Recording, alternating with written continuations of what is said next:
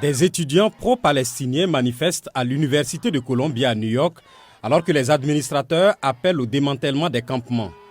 Jeudi dernier, plus de 100 étudiants ont été arrêtés dans des universités américaines. Ces manifestations interviennent au moment où les administrateurs des établissements scolaires sont invités à lutter contre l'antisémitisme.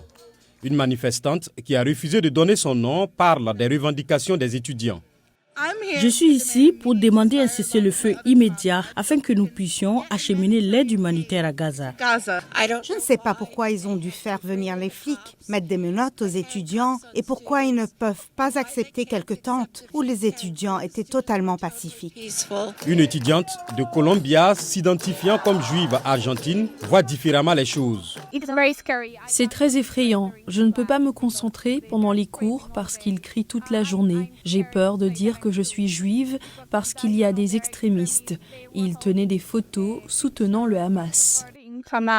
Les manifestations ont continué à s'étendre à d'autres campus américains.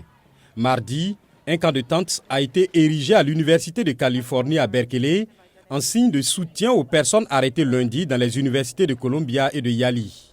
À Washington, D.C., les étudiants de l'American University ont protesté contre les politiques internes qui, selon eux, résultent des manifestations pro-palestiniennes dans tout le pays et restreignent leur liberté d'expression. Il s'agit d'une nouvelle politique qui interdit les manifestations à l'intérieur des bâtiments alors que l'American University a une longue tradition de manifestations et qui restreint aussi l'affichage et le type de matériel qui peut être affiché sur le campus, ainsi que les personnes qui peuvent le faire.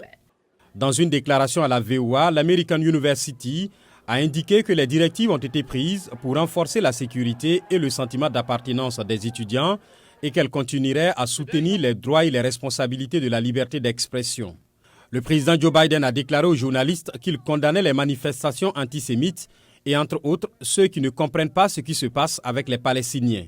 Entre-temps, le nombre de morts à Gaza a dépassé les 34 000 selon le ministère de la Santé de Gaza et rien n'indique que la guerre entre Israël et le Hamas s'achèvera bientôt.